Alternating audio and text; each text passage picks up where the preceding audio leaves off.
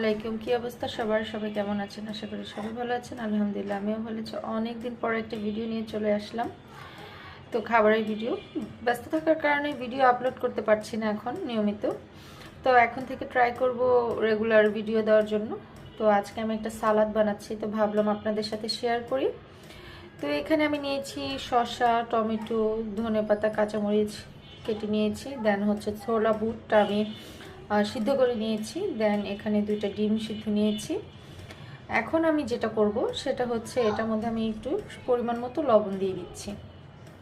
এখানে পরিমাণ মতো লবণ দিয়ে দিলাম, পরিমাণ মতো লবণ দিয়ে দিচ্ছি। তারপর আমি এখানে যেটা করব সেটা হচ্ছে এখানে আমি কিছুটা টক দই ব্যবহার করব। টক দই নিয়ে নিচ্ছি। এখানে একটা ব্যাপার হচ্ছে, এই টক দইটা হচ্ছে আপনার ডিপে ছিল, তো আমি এখানে বরফটাই নিয়ে নিয়েছি। তারপর এখন আমি এগুলো সবগুলো মিক্স করে নেব। তার আগে আমি এখানে একটু টমেটো কেচাপটা ইউজ করব, তাহলে ডিমের যে একটা স্মেল, সেই স্মেলটা লাগবে না। এর জন্য আমি এখানে কিছুটা টমেটো কেচাপ দিব। আমি এখানে 2 চামচের মতো টমেটো কেচাপ দিয়েছি। তারপর এখানে আপনারা ব্ল্যাক পেপারও ইউজ করতে পারেন, বাট আমার কাছে ব্ল্যাক পেপার ছিল না। তো আমি যখন ডোমিনোস থেকে পিৎজা খাচ্ছিলাম, তো এটা ছিল আপনার অরিগানো, তো আমি এই অরিগানোটা এখানে ব্যবহার করব। তো এই তো আমি একটা অরিগানো পেপার ইউজ করলাম। তারপর এটাকে ভালোভাবে মিক্স করে নিচ্ছি।